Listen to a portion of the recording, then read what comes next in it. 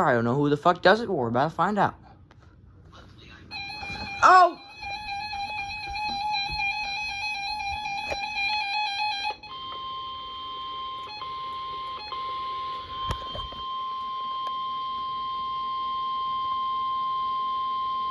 Weather bulletin. For the following county, Crawford, Pennsylvania. The National Weather Service in Cleveland has issued a severe thunderstorm warning for southwestern Crawford County in northwestern Pennsylvania until 6 a.m.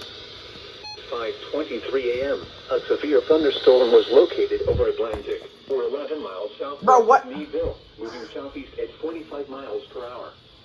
Hazard, 60 miles per hour with gusts and quarter-size hail. Source, radar indicated. Impact, minor damage to vehicles is possible. Expect damage to trees and power lines.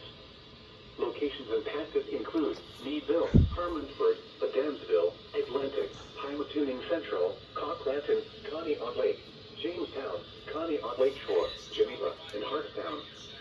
For your protection, move to an interior room on the lowest floor of a building. Torrential rainfall is occurring with this storm and may lead to flash flooding. Do not drive your vehicle through flooded roadways.